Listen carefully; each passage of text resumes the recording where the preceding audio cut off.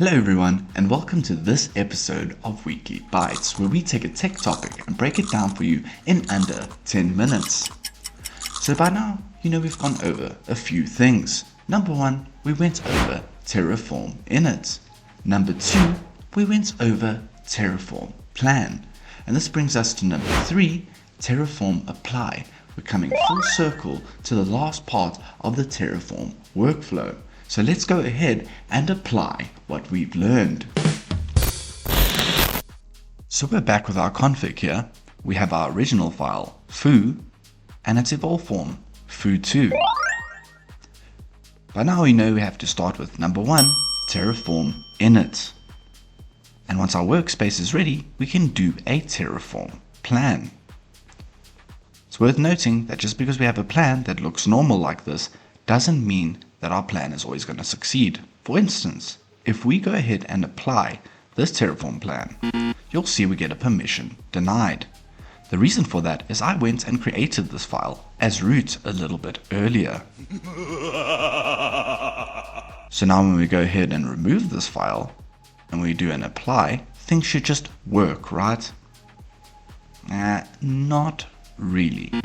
We have an old plan here. Terraform knows that its state was modified after this plan was created, so this plan is stale and crusty. Let's go ahead and do a new Terraform plan.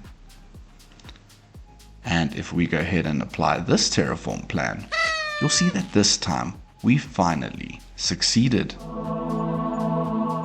That's not the end, so let's stick around and let's go ahead and create another file. Let's create another local file called foo3. And we won't just make another one called foo.baz, we'll get an issue. So let's go ahead and change that to foo.foo. And we can actually skip the whole Terraform plan phase and go straight to doing a Terraform apply. But if we go ahead and do that, Terraform will realize that we haven't generated a plan. So it'll give us the plans that it has, and it'll ask us to approve that. We can avoid that completely by just going full YOLO mode and going auto approve. And you'll see it created that file without even asking us. We can also do a replace with Terraform. But to do that, we need a resource address. So to do that, we need to get a Terraform state list. You can see we have local file foo, foo2, and foo3. Let's replace foo2. We'll do a Terraform apply, we'll add the dash replace parameter, and we'll give it the address of this file.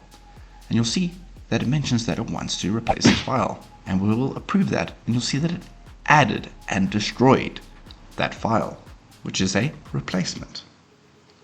So just as we can create things with Terraform plan, with Terraform apply, we can also create things, but also destroy things. If we use Terraform apply with the dash destroy option, it will actually let us destroy resources instead.